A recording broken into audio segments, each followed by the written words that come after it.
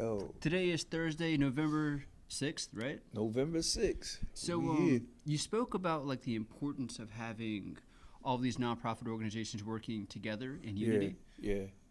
What's the reason behind that? Why? Well, right now, because you have so much going on in the city, and without collaboration and partnership, we're less effective. You know what I'm saying? We're actually decreasing our effectiveness. You know what I'm saying? Because there's no one organization can solve all the problems. Right. You know what I'm saying? But if we work together as nonprofit organizations, boots on the ground organizations, man, we can be so impactful throughout the community. Right here in Norfolk, you have so many organizations. You know what I mean? And instead of undermining each other, pulling the rug from up under each other, we good. Cut. Yeah, cut. Back on frame. But instead of undermining each other, stepping on each other's toes, if I know that there's money over here for this grant, then I need to let you know, Right, so that you can apply for it, and I need to apply for it, and they need to apply for it. Because now if you get this grant money, I get some grant money, he gets some grant money, and we're partnering in the city. Now we're hitting spots in areas that need to be worked on, and we can referral to one another. So if Community United Focus, for example, is on the south side, right, over at Diggs Park with what's her name, Sister Jasmine and them, right? And big ups to Jasmine and them out there in Diggs Park, man. They killing it, south side. Jasmine Allen? Nah, Jasmine Garcia. Jasmine Garcia. Okay, Yeah, I do I think remember. her name is Jasmine Garcia. Mhm. But and forgive me if I don't know your last name, Jasmine. But this No, is, I remember. I actually interviewed her out there Right. in North. Jasmine Emily Garcia. She Yeah. remember. She wanted me to remember her middle name. So Yeah. Jasmine Emily Garcia. and she's over there doing some wonderful work. So just imagine if I know somebody that's in that area that's struggling, I Right. could refer them to her. You know what I'm saying? And still be a part of helping that individual. And it doesn't take anything away from me. You know what I'm saying? And to me, it's too much of that cutthroat going on. You know, we don't need to be in competition with who we're helping. For what?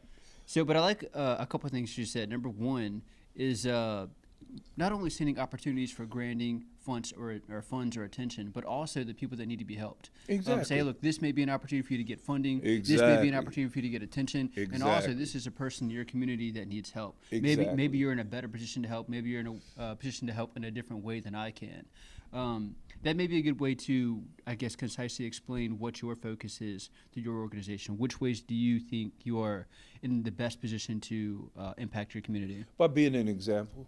Be an By example. working and doing the things we do. Community United Focus in men's group, we are all about collab.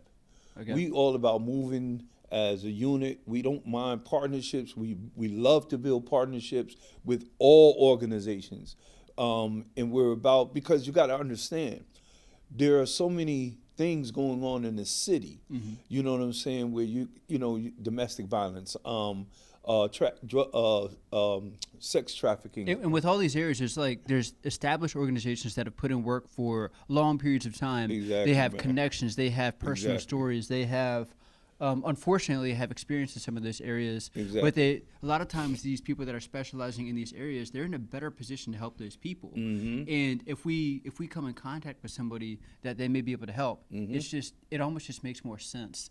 To send them in that direction. and right and maybe they find someone that's struggling with reentry into society. And my point, because I was about to say that, like re-entry is a big issue out here. Re-entry and homelessness Right. is a big issue out here right now. So if we all work together to help people who are returning citizens, people who are homeless right now, and we work more in collaboration, we can get more done. If we go more with programs that will help the city to understand how they can aid us. You know what I'm saying? And we course. come together and we create boards amongst each other and we get out and we do the work that, and we can get with the city and, set proposals up that they can't refuse. And find a way to streamline your activities, make sure that they are easily understood by the people of your community, and that's how you build trust. That's how you build trust and make sure you're easily understood and you're transparent about your work. And that's what we're all about: love. You know what I'm saying? Trust and justice. And here's and like integrity. here's a hot take also. Like, you don't have to be trusted to start getting to work either way. You know what I mean? You can start working even if the community doesn't trust your intentions. Work consistently for a long period of time, and you will build that trust. And that's how you build trust. I'm not saying that, number one, we should deeply value trust. We should definitely work hard to attain it, but it doesn't need to be like a prerequisite for action. You can get to work before your community's behind you. Exactly. And that's how you get the well, community you have behind to build that sense of security in the community. You can't just expect people in these days and time to just say, hey, I trust you. But that's why I said being an example. Yeah. Because before you open your mouth, the one thing people are looking at is your character. Exactly. For sure. And this is one of the things that we strive to instill in a lot of our mentees is understanding the importance of having an upright character, man. Really doing the right thing. And a consistent and upright character. Way. That's right. Yeah, don't be an upstanding citizen for 11 minutes and think you're doing something. And then you know what I'm saying, you're out doing something criminal or out, not having the courage to tell your homeboys or your friends like, yo, man, I ain't moving like that. Yo, I'm trying to do this. You know what I'm saying? And that also doesn't mean that your personality, your viewpoints, or your values won't change over time. Let them change, but make sure that they are a product of consistent and transparent work of bettering yourself. Let your values change, but make sure it's well-informed change as well. If you're an individual pouring into the love of yourself, there's no way that you're not working on transforming your character. Yeah. You know what I mean? And it's like I know it so well, bro, because I had to work on it. I've never been a distasteful person in my character, but I've done some things in my life that I would say undermines my character. Right. So I had to work hard to build that and strive to work hard to, exemplify a description of myself when I look in the mirror that I can feel good with. You know what I'm saying? Right. That I could look in at the end of the day and be like, yo, you know what? You had a good day, brother. And you know what I really value that you're bringing attention to is not just, you haven't said the word reputation one time. A reputation is great. It's a luxury to build up. But I like that you're saying that we should build your character, because a character is something that you are entirely in control of. You can decide to be a good person. You can decide to hold true to your word, whatever you want to build up for yourself. Now, the way that the world perceives you, that can change. That could, people could lie against you. Exactly. But if you're focused on the core principles of yourself as a human being, that's entirely in your control, and that's what you should be focused on. And that's the important factors. Love, justice, and integrity are three principles, man, that I work hard to exemplify. Men's group, I love my organization and the men and women of my organization, man. Big ups to men's group because they're out there 10 toes down, working to build union and communication and partnership with people in the community that we don't normally interact with. You know what I'm saying? And that's important, man. So there's a couple things I want to touch on. I guess a little bit later I want to touch on what a partnership may look like with Community of United Focus and Men's Group. But before I get there, I'd love to know about maybe some of the leaders within the organization and the work that they're doing right now. Well, you have like Philip Adams, who is the president of Men's Group. Philip has offered out a free day trade class, full class, for any returning citizen. Wow. No matter how many years you've been home or whatever, he will freely, put you through the class. And listen, man, you can get on board right away. Then we have. So let's explain. So day trading, he's referring to the stock market and trading stock options, I believe, right? Yeah. And so a potential way to create like an independent source of income. Exactly. Okay. And then we have, of course, our president of Community United Focus, brother Alfonso Evans, and Zoe, we call Alfonso Evans Zoe. Zoe is the president of Community United Focus, and Zoe is one of the few black business jewelers here in the Tidewater area. The Real Jewelry Company. Real Jewelry Company, y'all. The Real Jewelry Company. Check them out. Yeah. And this guy is offering free class of entrepreneurship, as well as financial literacy. And then we have GMRV, Sam. Sam who's the vice president of Men's Group. He has a class on financial literacy.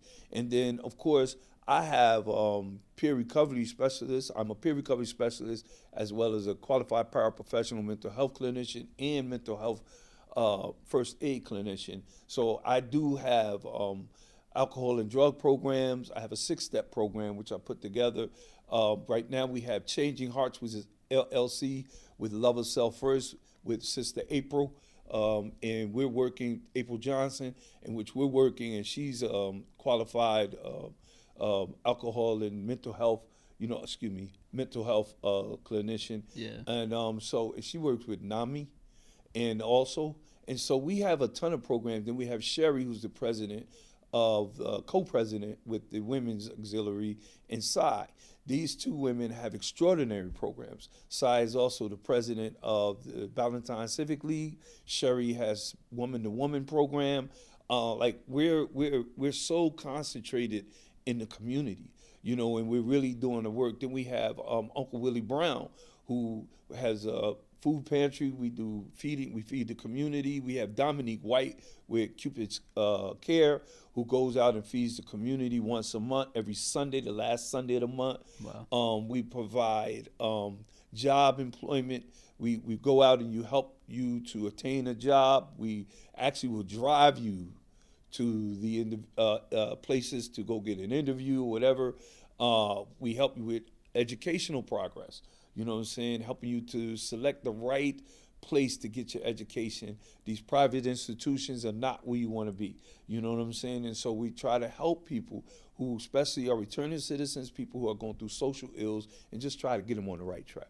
Okay, that is number one, a lot of work, and I think you should take a lot of pride in the team, because that is a skillfully packed team. That's awesome. And I forgot. And we have Ric Flair. Ric Flair.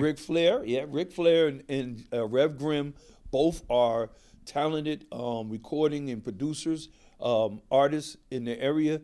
Ric Flair and EF, they provide you with studio time if you're trying to, put something together for the community. Now, we ain't talking about your little hit that you're trying to put together. We're talking about something that you want to actualize in the community. We provide lessons for the mentees, for the youth who would like to learn engineering and producing. We have all of that available. This is factual. There are over 40,000 barriers blocking the way of anyone who's a returning citizen, from progressing. So what are those 40,000 barriers? I can't tell you all of them. So what are they focused on? Is it housing, employment, healthcare, everything you can think of, man. Like, there's so many barriers blocking people who are returning citizens from moving forward. So with these factors being in place, you talking about food, shelter, and all these things, guess what? These are the people who are falling into that crack. Right. You know what I'm saying? And I mean, to be fair, the conversation I was having with this other person, it seemed like a very dehumanizing conversation. Mm-hmm. And what I had brought to their attention is, like, even if you really believe that this position is valid and you want to, dehumanize people that are coming back into society, well, whether you like it or not, they're coming back into society. You know what I mean? So no matter how you feel about it, it's just helpful to make sure that they're prepared to come back. And what a lot of people, and just for those who are in doubt, Virginia is the leading state in the United States for the last 12 years with the #1 recidivism rate. Say that again? It has the #1 lowest recidivism rate. So that's a good thing, right? They're not going back into prison. Now, recidivism means a revolving door, people going back into prison once they come out. Okay? Virginia is the #1 state. They've been #1 or #2 for the last 12 years. Wow. You understand what I'm saying? That's amazing. So what's leading that? Is it policy? Is it people, community? What is it? People. People. Okay. People who are coming out with sincerity in their hearts to want to change their lives. So here we want to help veterans, but we don't want to help people who have illnesses, mental illness, social ills. You know, understand what I'm saying? Like, that's erratic. That's crazy to me. So much of our community is dismissing, portions of it. You know what I mean? We're dismissing entire groups of people, and we should do better as a community. We have to do better, because these are the same people who are making our community what it is today. Right. When you look right now, what's going on with Teens with a Purpose, what's going on with Community First, and big ups to all these organizations. What's going on with Jasmine Garcia, Lil Rob, all these different people who are out here. Poolside cooking. Yeah, poolside cooking, Jimlin and all of them, man. All of these people are out there putting in the work, bro. And I'm going to tell you something. They're impactful, and they are helping people to move in the right directions. And they're also, I can tell from the conversation I've had with them, they're genuine. They really care about these issues. They don't care about the attention. They don't care about the positive impacts on their business. Exactly. All they care about, and the only reason that, adding more profit to the business is because they know that then it can now better impact their community. And let me be clear with you, because I've even got people saying, man, we don't need no more 501c3 organizations. They're stealing money, blah blah blah blah. Let me just be clear with you. Community United Focus has not, in the last 5 years since I've been returned to the Free Society, we have not been funded not one time by a grant. Okay? Yeah. Not one time. Okay? We've been assisted with pockets of money here and there. Having a nonprofit organization is fantastic. If you know how to get it done, you know how to go get grants, and you know the process. I think that's a fantastic thing. But you don't have to have a nonprofit organization to start doing work and to start impacting your community. But if you want to do work that's going to see, the reason why you want to become a 501c3 is that you can be more efficient in getting the resources. Right. You know what I'm saying? And that are available from the cities or the states, and the federal government. And that's why, you have more access, to things that are going on. And people who are evangelists, they're more willing to help you. You know what I'm saying? And what I would say to anybody, I don't care whether you just doing it freelancing or you're trying to be a 501c3 or whatever, I would say always record your data. Yeah. Everything that you do, when you have it, just ask people if they just sign their name or anything, just to show that you had the numbers that you produce, the people that came, and then show people consistently what you're doing. And being consistent, that is the major thing. You want to be consistent. You constantly want to show people that you're doing what you're doing. And you're not here today and not to return tomorrow. You know what I mean? Very good advice. I'd love to talk back on Community United Focus and Men's Group United, or Men's Group, right? Yes, sir. What are some areas of growth that you have experienced in those organizations in the past 2 or 3 months? The past 2 or 3 months? Yeah. Learning that leadership is not always being in the front fold.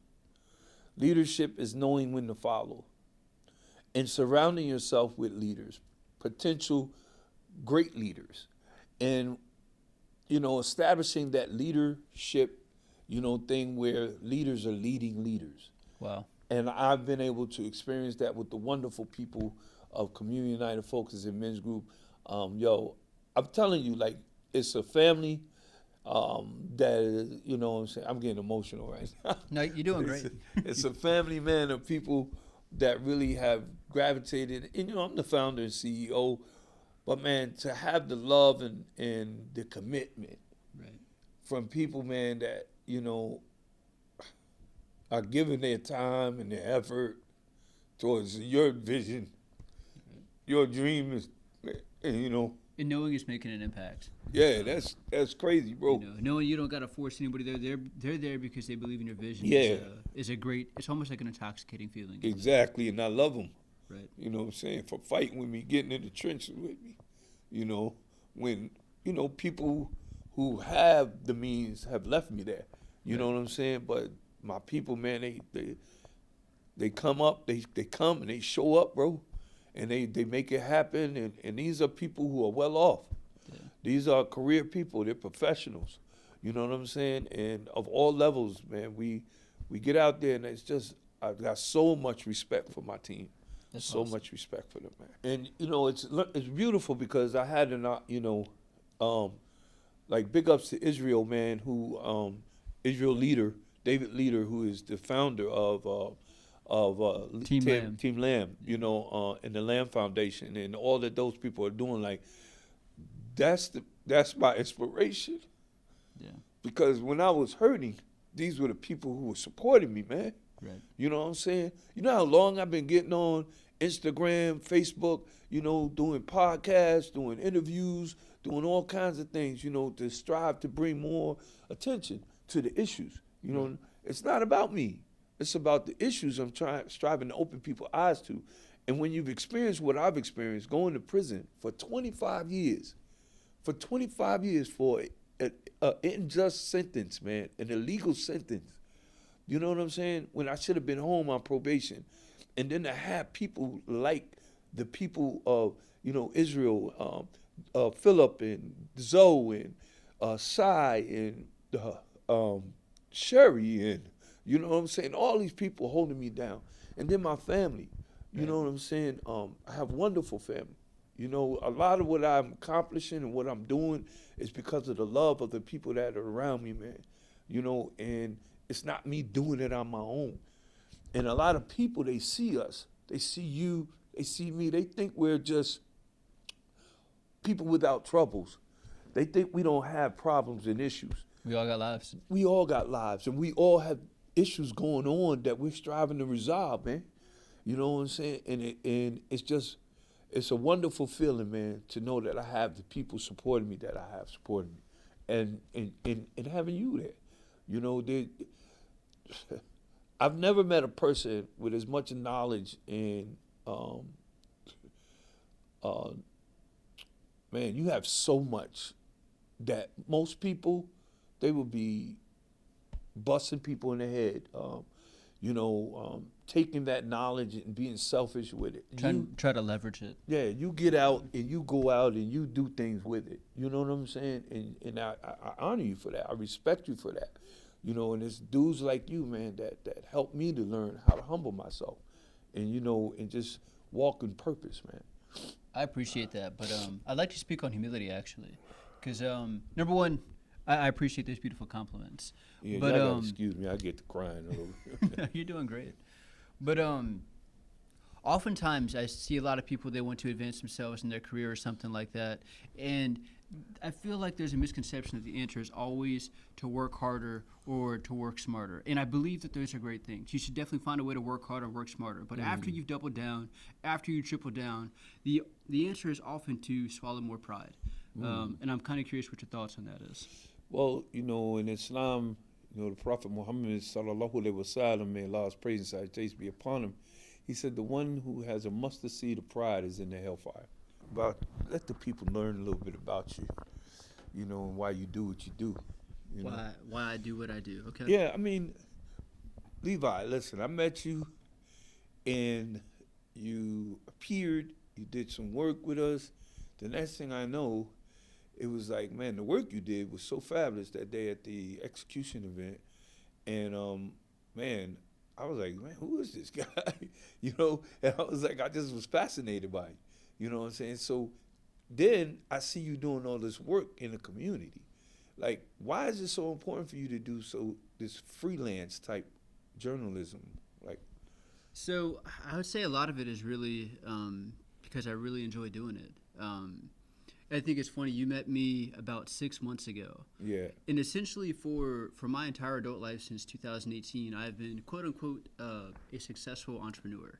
And at that moment was the day you met me was about the last day I owned my business. Like 5 days later, I essentially sold my business for pennies on the dollar because you met me on crutches. You know what I mean? Right. So that was after, one thing after another happened in one of my longest standing businesses.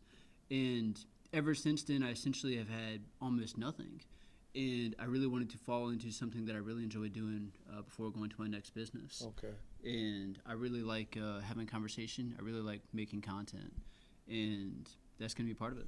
So what is the overall goal? What is your vision with this? So my goal is more rooted to like execution in the process and rather than like an end goal. To me, a successful goal is for me to be able to do what I love until I die. That's my goal. Okay. There's some other things that I'm working towards that, I intentionally make these goals incredibly hard to achieve because I never want to finish. I don't want to be done. One of those is having a deep impact for global communication. I speak a lot about global auxiliary language and how useful that would be. What And is that exactly? Like, so- what is global auxiliary language? What is- A global auxiliary language is essentially an auxiliary language for the world. So if two people meet and they have a different native language and they can't communicate, they would fall back on an auxiliary language.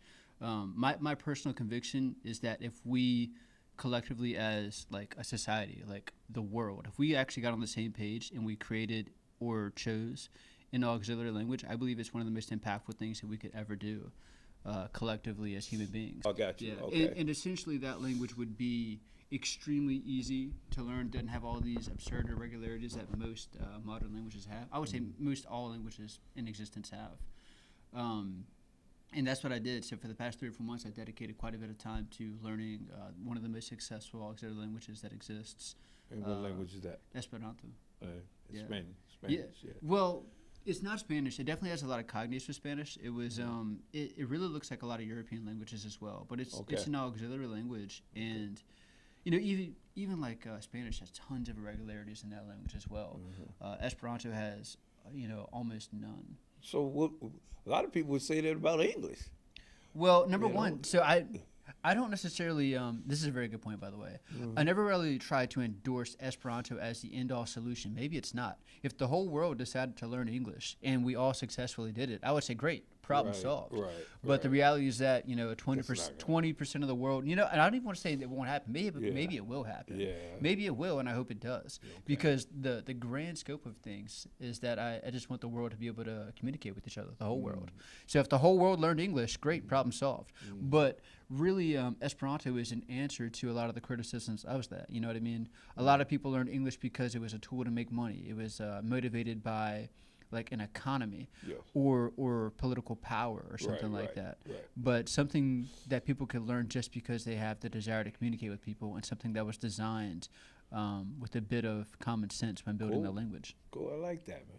Yeah. So what do you say to those people who say, man, what are you wasting your time interviewing these homeless people, these people out here who have done nothing with their lives? What would you say to these people who say these foolish statements? I feel like you can never waste time if you're doing something that you like. And I Well- feel like you can't waste time unless you believe that your time is more valuable than somebody else's. If you're sharing a moment with somebody else. Okay. And this is what I would do to enjoy myself. People that like going and playing football or something, this is my version of going and playing football. I love talking to people. Yeah. I- Hearing people's stories you know, and them sharing their life. Yeah. It's like me going to a basketball game and saying they're wasting their time for playing basketball. Like, Yeah. what does that even mean? Yeah, that's right. That's Yeah. right. So, with all that you're doing now, what do you say is the major project that you overall want to succeed in, to be impactful, to help others? So it definitely is with media and podcasting because, with my goal with global communication, no one's really listening to me yet. Nobody really values my opinion, and I feel like I have to earn that attention. No, there are people who value your opinion. Right? Well, I need for this to really work. I need entire countries behind what I'm saying. Right, And that's actually why I started the NFK podcast as well. I want the world behind something. I need countries behind something. I need cities and states behind me. I need individuals behind me. So I'm going all the way back to the individual level. Okay. And there's a lot of these conversations where I have, where we talk about that issue. How long have you been a native of Norfolk, Virginia? I was born in DePaul Hospital. Oh, okay. And but I spent most of my childhood in Suffolk, Virginia. Oh, okay. And I cool. came here right after high school. Oh, okay. Cool. Yeah. So now that you out and you're doing your thing, what do you think are some of the things that you most are drawn to? Like, is there something particular that you look for when you're interviewing people? Like, what is it that you're looking for? So I've really kind of gotten a knack for seeing who would be interested in having a conversation, and it just seems to be people that are observant. So a lot of times when I see people that are alone in a park, that's usually who I would approach. If I see someone Okay. sitting alone at a park Okay. bench, if they're looking out into the world and they're not just trapped in their phone, I just feel like they are curious by nature, and okay. a lot of times they have something to say to the world, and even. I can be wrong, but the thing about it is if 60-80% of people say no, I just find someone that will say yes. Wow. Man. But I want to have a conversation with anybody that's willing to. So they could have extreme opinions. They could be someone that disagrees with everything I believe in. As long as we can have a respectful conversation, I'm happy. Yeah, Community United Focus Men's Group, Point of Impact, our podcast is so, which we call Point of Impact Raw. You know, I see a lot of what you do and how you do it. I see a lot of that in us and how we move. You know, Yeah. in the 5 years I've been doing live streaming and things like that, I pretty much have that same particular method. You know, I look for specific people who I feel are concentrated in the issue. How do you feel? How do you, in 5 years from now, how do you see yourself being impactful with what you're doing now? I don't like to speculate. I just know that in 5 years I'm going to be working just as hard, if not harder. Um, Ooh, I like that. I would really like to be able to I like that. to encourage more people to take more action. That's something I want to do as well. If I have nothing to show for what I'm doing, I just hope that there's still someone looking at what I'm doing and saying, "Man, maybe I could double down on what I'm doing. Maybe I can triple down. Maybe I can do 20% more." You know, I think several people that I've had on my podcast. Yes, sir. One of the first people, his name was Kevin Allen, I believe, Kenny Allen. And he was a felon. He just got out of the penitentiary 3-4 months ago, Okay. and he talked extensively on the podcast about not being able to find a job. No one's Yeah. going to hire him. Yeah. And he told me that the advice that I gave him was just so different than anybody else, because a lot of people just said, you know, he's wrong, blah blah blah. But I told him, I said, man, you know, you're telling me that no one will hire you because you're a felon. Maybe you're right. Maybe you are right. But what I'm saying is you've only asked 6 people Right, and gave up. right, You yeah. know, go be absolutely certain that's right. Go ask 1,000 people for a job, and if 1,000 people tell you no, maybe you are right. But go ask 1,000 people before you give up. But you know, I see him all the time in downtown Norfolk now, and every time he waits because he got a job. Every time he sees me in the street, he makes sure to acknowledge me, and See, that's that. and that's one conversation. That's that investment I was talking to you about earlier. You know what I'm saying? And inspiring people, and why people who are in this position, they really need that support. You know what I'm saying? But you know, you've been working with us now since May, and what is it that you see a value of Community United Focus and Men's Group that allows you to pour into us? So, you know, I love to say it's all value, and a huge part of it's value, but to me, it's the action that pulls me in. You guys actually do stuff, and that's the part that is drawing to me. You know, I think there's a lot of organizations that are doing great things, have great intentions, have a great message, and I think Community United Focus is doing all of those things. But the thing that's getting me is the action and the no nonsense, the way that you guys move. You know, Thank you, bro. we're just gonna do this, and then you guys show up. You know, we have something we're gonna do today at Thursday. You're gonna show up today. By the way, we're recording this. We had no idea what we were gonna talk about today. That's right. We just knew that we had an opportunity to speak and record it, and we took that opportunity. That's what drew me in. Yeah, man. Well, I love you, brother, and again, you always provide great content. I'm definitely December for the Iron Sharpen Iron event. I want you to be on the panel. You want me to speak? Yeah, I want you to be on the panel. We're gonna have a panel of people on speaking. You're gonna be one of the panelists. That sounds You know what I'm exciting. saying? They're gonna take questions from the audience and things like that. And I know you guys are also seeing what I'm saying, but he's so insightful.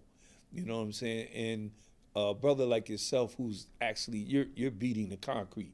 You know what I'm saying? You're there in the streets, talking to the people in pain, talking to the people who are succeeding, talking to the people who are failing, lifting people up. You know, you're in there, and we got to have you on that panel to address, you know, conversation and talk and things like that about, you know, how we as men can all come together. I think. So, what would you say? You know, how would you define iron sharpens iron? Iron sharpens iron is what we're doing right here, me and you, keeping each other sharp, lifting each other up. You know, one of the things, see, I get emotional, man. A lot of people, you know, don't know how lonely a road it is, striving to get back on pace. Bro, you treat me like family. I don't know people who give away except for myself, because I'm a giver. You know what I'm saying? And then to meet a like-minded and heart and minded individual like yourself, it's refreshing. You know what I'm saying? And it's also almost like a security blanket, you know, because I know I can count on you. I know I can pick up the phone and say, hey, man, I'm trying to do something. Can you help me? You know what I'm saying? And I know dropping a hat, you're going to be like, yo, let's go. You know what I'm saying? And that, for me, is so inspirational. On the real side, bro, I come from the streets, bro. I'm from Patterson, New Jersey. And, you know, I grew up with cats, man, that I was willing to give my life for. But these cats, you know what I'm saying, some of them had my back and some of them didn't. You know what I'm saying? And here I am today, a grown man of 60, and I spent two and a half decades of my life in prison. And to have brothers like you supporting what I'm doing, y'all heard the man, right? He's a successful entrepreneur. This man has had so many businesses, is ridiculous. Like, and then to see me and support me in what I look at as my small ideas and for somebody to believe in me, and I'm a little guy on the totem pole. You know, I appreciate it, man. And I love you, bro. You family. You know what I'm saying? I appreciate that, but I definitely don't want to, belittle your ambitions either. I think you have huge goals, and you're taking massive action on them. So, definitely don't diminish, your work either. You're doing great work. Thank you, bro. Thank you. Boom. Perhaps we can wrap that up for today. Men's Group and Community of United Focus, right? That's right. That's right. Here we are, Duffys Lane, y'all. NFK. Don't forget, show up or be late, and then you be out of there. So you don't want to miss this. Get this while you can. Point of impact. Community United Focus, Men's Group, we here, Duffys Lane, NFK. I love that, Duffys Lane. That's a beautiful, beautiful name. What do you think about like the name of it too? Like, because it's the bus stop I go to. Isn't that so cool? Y'all know what Duffys Lane is? Yeah. The bus stop over in Ocean View. Yeah. Yeah. Anyone don't know, I don't have a car, so I literally ride everywhere on a bus. Yeah. So yeah. I think it's pretty cool. This dude totes his equipment around on a bus, just interviewing people all over Norfolk, man. Like, we got to do better. We got to get him a van.